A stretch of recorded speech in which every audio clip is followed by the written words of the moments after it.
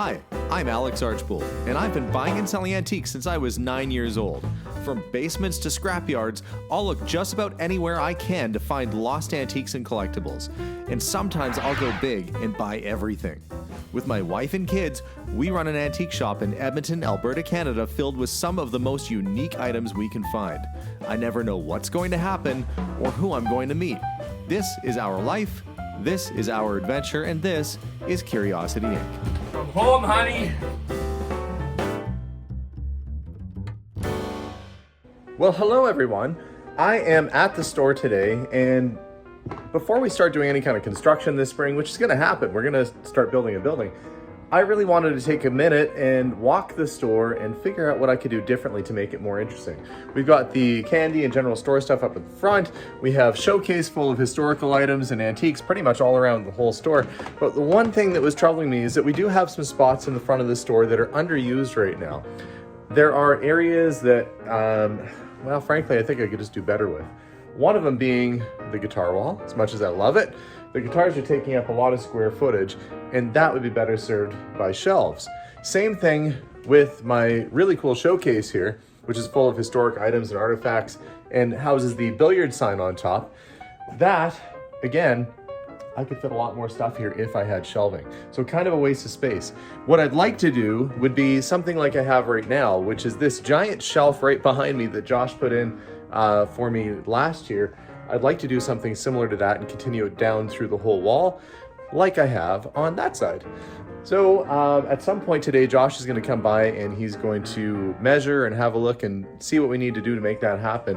In the meantime, I have to figure out where all this other stuff is going to go because the guitars still have to go somewhere. The billiard sign and the showcase have to go somewhere. It's going to take some shuffling, but I feel like I'm up to the task. Might wait until Josh comes out and we'll try and walk it together and figure out exactly what the best course of action is. But I feel like doing the floor to ceiling shelves like we have on the other side is going to make this really pop and feel like an old general store, which it is. So yeah, stay tuned today as we try and do a little planning, some sorting, some figuring out, and hopefully start to get the process rolling on doing a few renos around the old shop. So my friends, Bob and Greg are here hanging out on the other side of the plexi. I have been going through some Hot Wheel cars. They came in, and the best find, the most surprising thing was, this is a Redline Diora. It's a custom-made car, late 60s, but what's special about this, see the little sticker on the side? It says something show. There's a rivet on it. This was part of a Canadian-only release called the Sky Show set. Now, the Sky Show set is very desirable from collectors, but when you get the Sky Show Diora, well, that's only available in Canada, so that is an exceptional find. In mint condition, that car could be worth $1,000 or more. It's not in the greatest shape. It is missing some parts, which you can order new. You can order replacement parts for it, but that is still a good find. Lots of fun little toys we're going through. Greg, you are looking at all the fountain pens. Yes. And you collect fountain pens and typewriters? Pretty much anything related to writing, mostly pre-40s, but some stuff a little newer. And you are basically like a Victorian gentleman in today's world. You like everything that's kind of nice and fancy like that. Yeah. And speaking of nice and fancy, who's this guy walking in the store? It's Josh. You're here. I'm here, finally, Okay. hey? So you brought your fancy pants measuring device? Oh, that's the stud finder. Yeah, I'm just gonna see where the studs are in the wall to see what kind of shelves we can do with the trap doors still being operational. Yeah, that's the trick over there. I'll come over with you and we'll have a look, but that is a concern. Are you having trouble finding it? Oh, there's not much room. Did you point it at yourself yet? Good old-fashioned stud finder joke. I feel like when I put mine in, that these screws here were in the studs. They hit, yeah. Yeah, that bing, bang, boom, biddly bop. What comes after bing, bang, boom? Borp? Bing bap. Bing, bang, bop? Okay. Scrap. But this is what we want to do, is shelves that go all the way up to the ceiling, all the way down to the floor, but we have the trap door. What's underneath the trap door? It's a little basement. And the trick and what I was thinking is that if we did like the lower part of the shelves coming up kind of, so it comes up like a V shape. Maybe? Yeah, like there and then comes up, then we could still open and access the panel while still having a cool little shelving system up top. Right. And one thing I did want to talk to you about was maybe the possibility of having a counter height section that comes out a little bit farther. and then having the shelves the same distance that we have on the other side, so that if I do have a bigger piece, I can put it, offset it from the shelf. Kind of like at your old store. Yeah, kind of like what we did at the old shop, except in that style. So yeah, I'm thinking shelves basically like this and wrapping around the corners, so a little L shape here. Yeah. To maximize my square footage. Sure. And then basically right where this billiard sign is, continuing that down. I think we could probably take it all the way down. I don't know if I need a spot for Zoltar or not, but we'll see. I'll let you do your measuring and see what you come up with. Okay. So Josh, a great friend, absolutely terrible to have when you're negotiating. I'm here chatting with Greg, who's interested in this little variety of fountain pens. Josh is like, people buy this junk? It's a bunch of junk. It's the worst. Yes, this beautiful selection of vintage fountain pens, and Josh is like, it's a pen. So Greg offered me $150, and then Josh said, "Oh, I'll pay him $50." I'll remember that when you negotiate what you're charging me for those shelves. I'll get you back. Spend money on it. So Greg is educating Josh on pens now.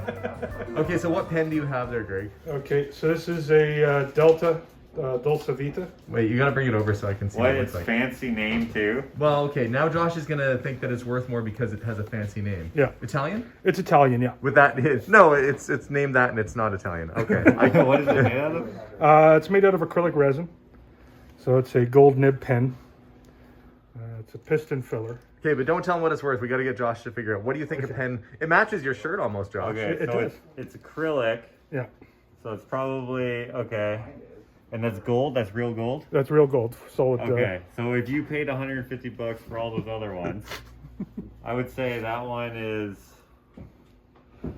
I don't know, $70.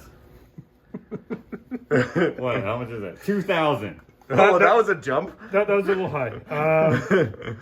The pen with original box and everything, which I have, probably somewhere in the realms now of around 800 to 1,000, depending. Holy crap, man! That was some good. Pens. You verbally edited yourself. That's nice.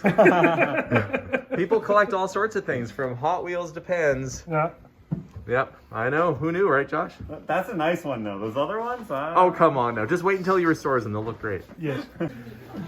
Okay, so we're going to make the ladder part. I don't know what it's called. Yeah. I'm gonna do this all at home so that I can just get it all done in like super quick, and then one day when you're closed, we'll stick it up. But basically, I'm gonna build 1, 2, 3, 4, 5, 6, 7 ladders For this section, yeah. if you will. And what are you And going to do then with the corner? the corner? Okay, well that's kind of a Like, do we know. leave it sharp, or do we make it sort of triangular and kind of come across and meet the other edge? Well, we could do that. Or we could round. Oh, that's too much to ask to make it rounded. No, That'd look cool. it's just a matter of having. If we're just gonna use regular stock, Yeah. it's not that wide to do the corner part. Right. But we can always re-laminate it together to do that. It depends on how many shelves you want. Depends on how much work it is. Well, I mean, essentially, as long as it looks like what we have going, I'm not going to go too fast over here. As long as it looks more or less what we have going on this side, that would be ideal. Yep, it will look like that. Okay. It'll look better than that. Those are 100 years old. So 7 ladder style slats, and then you put the shelves in. So I guess you just have to measure and figure out how many shelves and all that kind of stuff. Yeah. Depends on how tall you want. And then the same exact idea in place of where this billiard sign is. And I'm Right. thinking all the way to the door and Yeah. all the way to the, not covering the window, but just before the window. Yeah. Basically exactly like we did on the other side. Yeah. Yeah. It'll look exactly like that. It's going to give me so much more square footage to put product out, which I don't have right now. The almost the whole front of the store is showcase. And I want to have it more tactile, more things for people to pick up and touch and move around. Right. And I need those shelves to do that. Yeah. So in terms of timeline, what are you thinking? Like, when could you start? I get it started tomorrow. That would be awesome. I would be really happy. Like, for me, I can't move anything else in the store until the shelves are in. Okay, yeah, I'll start them tomorrow. Okay. All right. Well, I'm going to let you continue on with your magic. Hey, that guy's not wearing his mask in the store. Martin Sr. He's just hanging out. I'll have to find room for all this stuff, though. All this big stuff is kind of in the way, but... Oh, you finished that. Well, it's together. It's not working yet, but it is together. It looks a lot better together, doesn't it? Yeah. Remember when you saw that when I first got it, and you're like, It was in your garage, yeah. yeah, it was a bunch of pieces. Yeah. Yeah. Cool. Okay. Well, I'll let you continue on with your magic over here. Yeah. I got drawings that don't make sense probably to anyone else, but this is basically what we're going to be doing. Okay. Well, that looks like the width and the height. And what's the 47.5? Is that the length of each shelf? That's going to be from the okay, so this is kind of confusing. As long as you can read it and make sense of it, that's all I care about. This is the bottom of the shelf, Yeah. and 6 feet is the top of the shelf, because we have an L, but we also have a bulkhead to contend with. Right. So that's going to be the corner shelf. I'm not sure if we're going to be able to do any diagonal shelves in there, just based off of all the different things that we have to deal with. I thought you were gonna do like a digital 3D rendering, you know, like in Star Trek, where you can kind of see it and twist it and move it, like this screen. If my plexi would suddenly turn into a screen, and like a crazy CSI. And if we pull this down, you can see all these measurements. That's right. Dude, you should do something in post. Yeah, and just edit it all in there. Nah. So this is the side view. I don't know if we're gonna go. This is up to you. If we go directly up to whatever the dimensional lumber that we're going to get from here, or if we're going to stick out quite a bit more, if we double it or whatever. So I'll ask you about that. Yeah, maybe there's something we can do in terms of just like sort of a fun little bracket or something. Yeah. You know how brackets are fun? Yeah, exactly. And then the other shelf. Oh yeah. Again, this is more so for me. Hopefully I remember what I meant when I wrote it down. That one's more straightforward though, because it's all along the bulkhead, right? Yeah. So it's all one measurement. We're basically making it the same as the other one that we made, last year. Last year sometime, yeah. Yeah. Cool. Okay, so you're gonna start constructing that at home. Yeah. And then I will see you next Monday, I guess, for the install. So just let me know whenever you're ready. We could always do it after work too, or I could come early in the morning one day. Well, whatever works, because it'll be best when no one's in, because.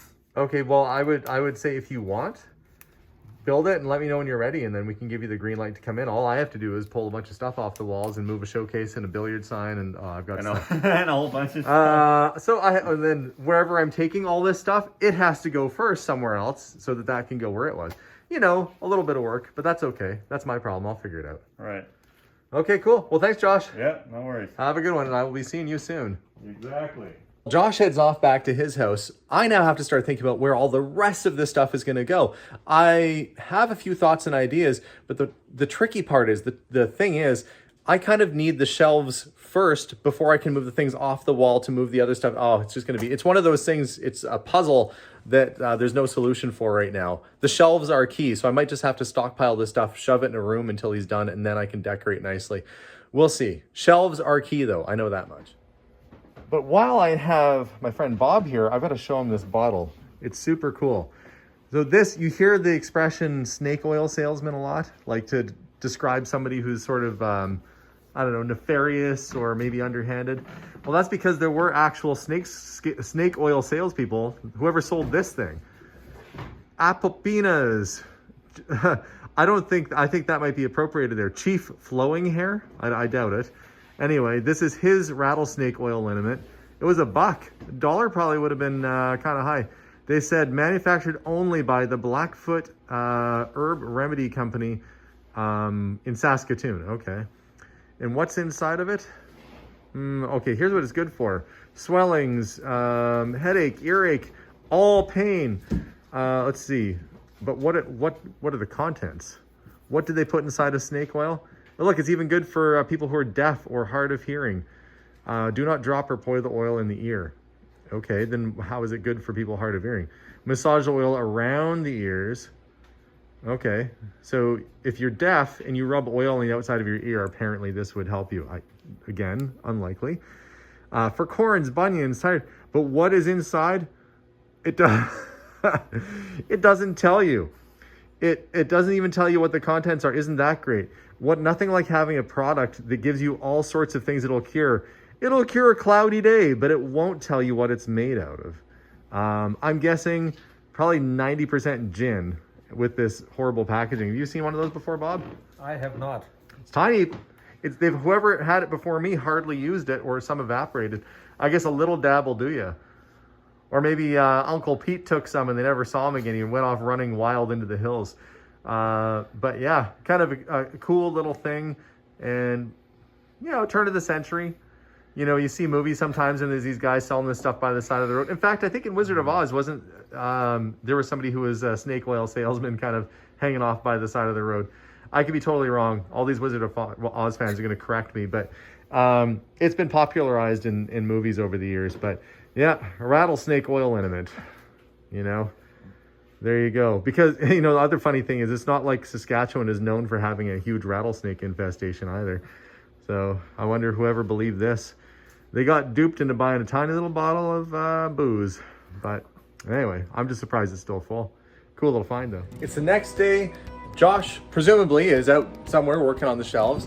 I, on the other hand, have to start thinking about where all of the stuff is going to go. Where is the billiards showcase? Where are the guitars going to land? As of this second, I don't know. So we're going to try and figure that out. In the meantime, I've had some customers coming through today with some little novelties, like this tiny little transistor radio that looks like a jukebox. And see how old you are. If you could define your age by a single thing, I could say that I am this old. You guys remember scratch and sniff stickers? This is what we did. You scratch the sticker. Like if it was a banana, you'd scratch it and you go, oh, it smells like a banana. And they had skunk, let's see what else on here, grape, dill pickle. This is what you did like on your lunch break at school. You'd bring your binder with your scratch and sniff stickers and you would like pass it around. It sounds ridiculous when you think about it now, but it was like fun then. Ooh, and then you sit there and be like, oh yeah, that's the root beer smell I remember, or whatever it was. Now I guess they're kind of collectible. I don't even know if these still smell or not. I'm gonna find it out. This will be a live smell test. Too bad we don't have smell-o-vision. Another reason. Let's see. Oh, do I want to scratch a cowboy boot? Probably not. Let's see. Let's try grape. So you give it a little bit of a scratch to kind of work the smell up, and then you stick your snout on there. Okay, let's see what 1980 grape smells like. Well, it must be some kind of crazy chemicals on here because the thing still smells. Probably doesn't hurt that this guy had a plastic protective cover on top of this. But this was fun. Now if you tell your friends that you scratch and sniff things, they'd probably send you to a mental hospital thinking you got some kind of problem. Or some interesting hobbies. Either way, fun little collection that came through. Enough about that though. Let's go look at the back of the store and see what we're gonna do with all this stuff that's back here and have to displace. So not only do I have to worry about the guitars and all these pictures, I have a motorcycle, I've got a jukebox that are kind of a little bit in the way right now. Eventually they'll have to go somewhere. My Martin Senior Paint cardboard stand-up guy. The first thing I'm gonna have to do is move this billiard showcase, and I am gonna need help for that. I know it's heavy. When I moved it in here, my brother-in-law Patrick helped me. It's not the sort of thing you want to try moving on your own, but before I do that, I have to find room for it. As you can see, it goes all the way up to the ceiling, and these are quite tall ceilings. These are close to 11-foot ceilings in here, so that's right up to the roof. That means it has to stay in part of the store that has the same height as ceiling, and I think that showcase might just fit in this art room here, but the problem is, look, it's cram packed full of stuff too. So if I want to fit that showcase in here, that means all of this stuff is going to have to go. Oh boy.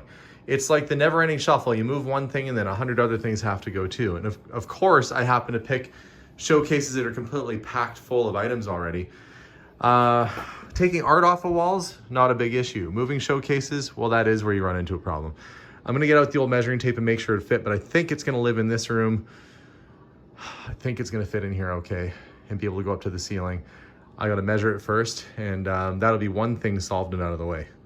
Now the guitars, on the other hand, well, those will have to find a spot, I think, in the back. Now, I do have this really cool wall. We left it open, sort of wood, to give it that rustic look. The jukeboxes are kind of resting here, all decrepit-like right now until I find time to fix those. But I think this wall might be a good candidate for the guitars. So I just have to transplant that, move that stuff out of the way. But again, then I have jukeboxes and I have nowhere to put those. This is the problem. All of this is meant to try and make this back area have a better flow and to have the front area a bit more shoppable. So once the shelves are built, it's going to be really messy in here for a couple days. Shelves have to get built first. But I got to move the stuff out of the way. So it means that I'm probably going to have to live with just a room that's piled up full of stuff for a little bit. until I can make some other space. But all of this stuff that's back here, like these little toys and knickknacks and that, these are gonna go back up to the front of the store. And we're gonna try and turn the back area into more of a music theme. So there's gonna be records and the guitars and the jukeboxes and pinball machines and maybe some artwork and some furniture. It's gonna have a different vibe, and a lot of these shelves that are back here are probably not gonna stay here. So in the meantime, what that means for me is that I've got a lot of work to do. Yeah, so I guess the first step is going to be getting some of this art moved out of the way in the art room and finding room for that billiards case to go. That'll be step number 1.